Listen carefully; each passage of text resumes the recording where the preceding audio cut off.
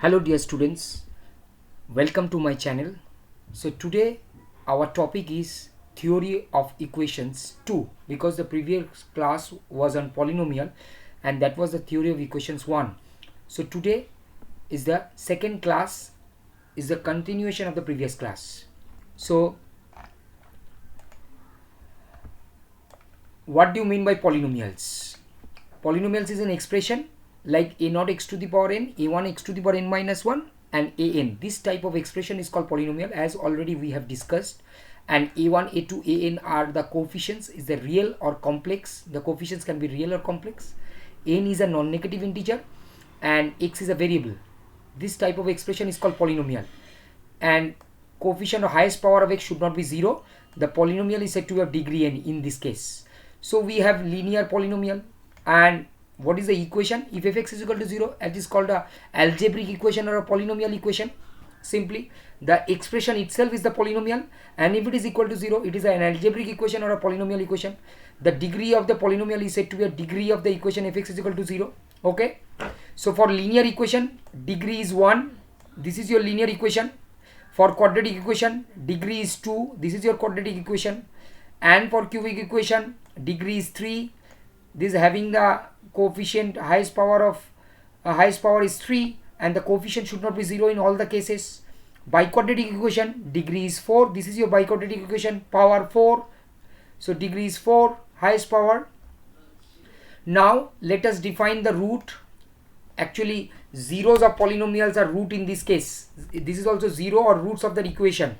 So alpha be a value of x for which fx becomes 0. Then if alpha is 0, then alpha is the root of that equation. Already we have this definition in our polynomial class. So this is again we are defining. So for a particular value of x, if the function is 0, that is the polynomial is 0, then that is the root or 0 of that polynomial.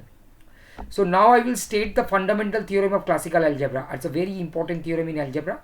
It's a fundamental theorem. Every algebraic equation has a root, real or complex. So whatever be the equation, it has a root. If it is a real or complex, root can be real or complex, but every algebraic equation has a root. So I am not going to the proof of this theorem. Now there is an important theorem. It follows from this theorem. Algebraic equation of n degree has n roots and no more. So I am talking about the linear equation. It must have one value. The value is given by x is equal to minus a1 by a1, a naught not equal to 0. So this is linear equation of degree 1. So it has one value. It's a quadratic equation. It must have two roots or two values. Cubic equation must have three values or three roots. Biquadratic equation are four values and four roots. Roots may be real or complex. Some roots are real, some roots are complex. So this is about talking about the statement of the theorem. Now I will explain more important theorems on polynomial with real coefficients. If an equation with real coefficients are real, and it has a root alpha plus I beta, where I is the iota, is given by root over minus 1. That is the complex. I am talking about this is the real part, this is the imaginary part. So I am talking about the complex root. It has also the conjugate complex root alpha minus I beta. So if it has a root alpha plus I beta, it must have a conjugate root alpha minus I beta. In other words, we can say an equation with real coefficient, imaginary roots occur in conjugate pairs. So suppose our equation have a root 2 minus 3i. So it must have a root 2 plus 3i, because conjugate roots, complex roots occur in pair, or imaginary roots occur in pair. This is the concept of this theorem. It's a very important theorem. Also similar theorem for rational coefficients. If an equation with rational coefficient has shard root, that is the irrational roots. So alpha plus root beta. So alpha beta are rational numbers and beta is not a perfect square. Then it has also the conjugate root alpha minus I beta. It's a similar. If it has a plus root, shard root, it has a minus. So if with equation rational coefficients, shard roots occur in conjugate pairs. So suppose 2 plus root 3 is a root of an equation, then it must have an root 2 minus root 3. That is the statement of the theorem. So if it is at a root 2 minus root 3, then it should be understood that 2 plus root 3 is another root. Okay, so these two are very important theorems in polynomials or theory of equations. Now I will explain the quadratic equation. This is the quadratic equation. My main focus is the quadratic equation today. So quadratic equation fx is equal to ax square plus bx plus c. So if you simplify, that is a simple manipulation, then you can write this equation in this form. So look at that, this b square minus 4ac root over this is known as discriminant, is called the discriminant of the equation, and this formula is from Sridhar Acharya. That is x is equal to, if it is not factorizable, you can find out the values of x by this formula, Sridhar Acharya. X is equal to minus b plus minus root over b square minus 4ac by 2a. So this is the values of x, two values of x. Now it's real or complex, it depends on the value of d, that is the discriminant. It will decide if the values of the equations are, roots of these equations are real or complex. Okay, and look at that, this is actually a quadratic equation represents a parabola. So this is a parabola, this represents a parabola always. Second degree polynomial always represents a parabola. So this parabola, this is the vertex, vertex is given by this gives you the vertex. So now we will see the following results, a very important result. It depends on the discriminant. There are two cases. If d equal to 0, that is discriminant equal to 0, that is b square minus 4ac equal to 0,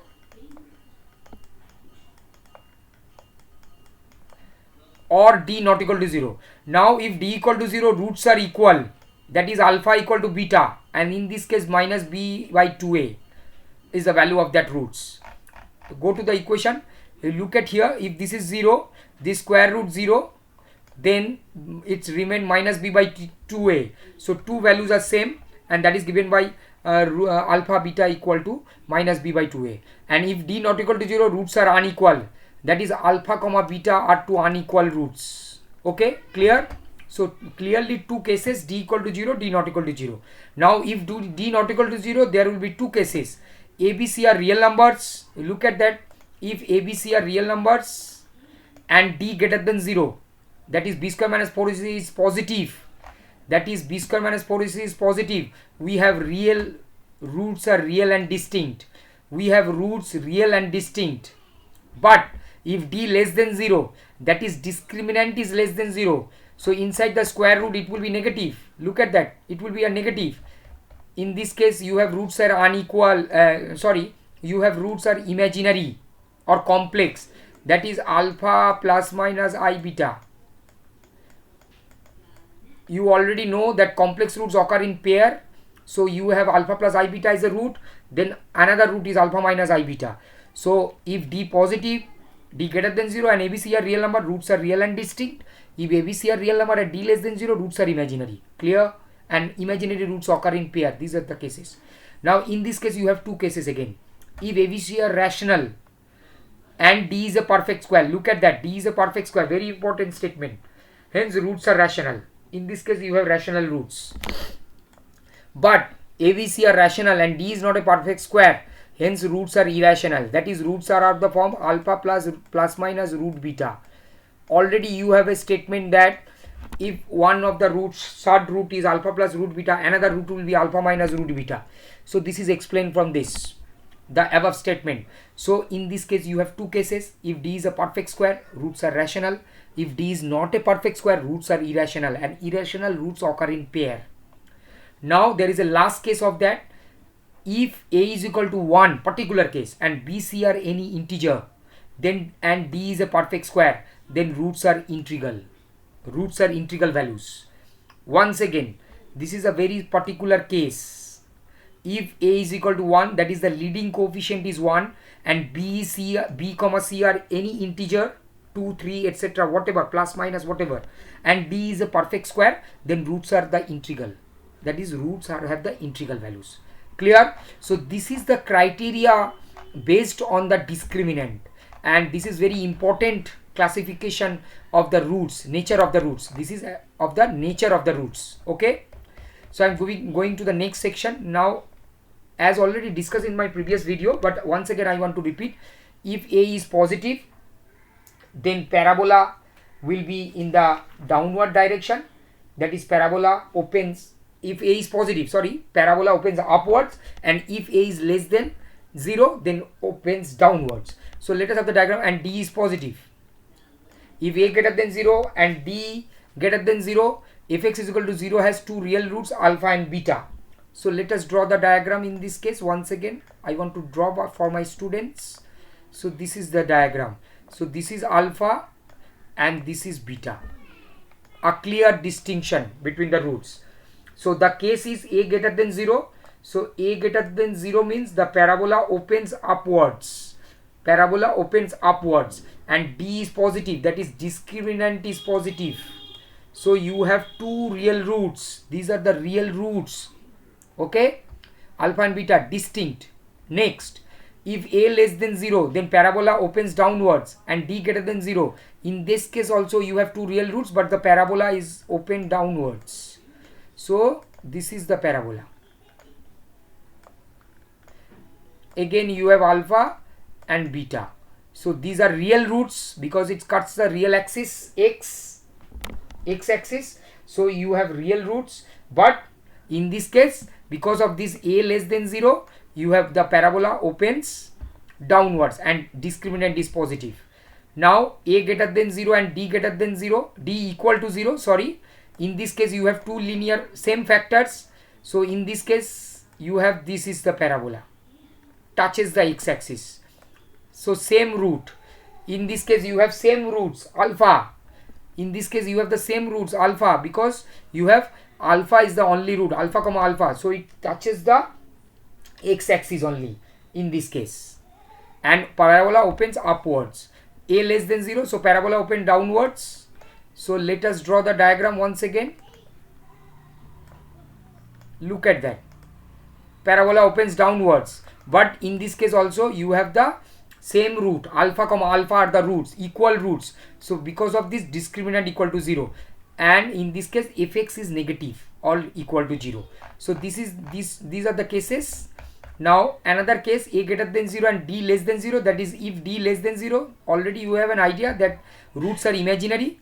So look at that, parabola opens upwards but there is no intersection with the x-axis. Look at that, roots are imaginary, there is no intersection with the x-axis. Okay, and last case, d less than 0, a less than 0. So the parabola opens downwards. This is the diagram, but there is no intersection with the x-axis, so the roots are imaginary in this case also. So these are the cases. Okay, clear? These are the important cases for a parabola. I hope this graph is clear. Now we have a relation between roots and coefficients of a quadratic polynomials. So alpha beta are the roots of the quadratic equation.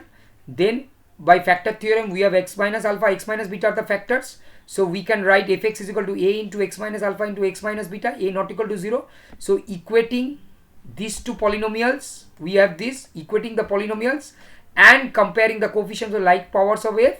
We know the sum of the roots will be minus b by a and product of the root will be c by a. So this is very important in quadratic polynomials. Sum of the roots will be minus b by a, that is the coefficient of x by coefficient of x square minus, and coefficient of constant term by coefficient of x square, that is the product of the roots. And if you know the roots of the equation, how will you find out the equation? The equation can be find out by sum x square minus sum of the roots into x plus product of the roots equal to 0. So roots are known to you, then you need to find out the equation. This is the formula. Clear? Okay, dear students. Now cubic equation, I shall be talking about the cubic equation. For cubic equation, alpha beta gamma are the zeros or roots, and x minus alpha, x minus beta, x minus gamma are the factors. Then the equation can be written as this, comparing these two polynomials once again and coefficients of likes powers of x from both sides. We have sum of the roots equal to minus b by a, sum of two, product of two taken at a time, and product of the roots minus d by a. So this is also important for cubic polynomials. Okay, this is for cubic polynomials. You can compare both sides and easily you can check this is the result. Lastly, last section of our discussion today, I will talk about biquadratic equation, polynomial. So alpha beta gamma delta are the roots. So x minus alpha, x minus beta, x minus gamma, x minus delta are the factors. So we can write fx is equal to this and comparing. That is, this is the biquadratic polynomial and this is according to our factor theorem, and this is our if you take the product of this will give you this, and if you take product of the last two, it will give you this. So finally, if you take the product of expand all the things, you will get, and comparing like powers of x from both sides, this is the result. This is the result for biquadratic polynomials or biquadratic equation. Biquadratic equation. So sum of the roots is equal to minus b by a, and look at that in every result you have a alternately plus minus sign because of that relation. And this is the result taken 2, product of 2 taken at a time, product of 3 taken at a time, sum of the product 3 taken at a time, and lastly the product. So this is the result for biquadratic equation. This is also very important. So I gave you the results, relations between roots and coefficients for quadratic, for cubic and biquadratic. So this is how you are dealing with the quadratic equation and theory of equation. So I hope this video is helpful for you. So I will upload my next video. So follow my channel. Thank you.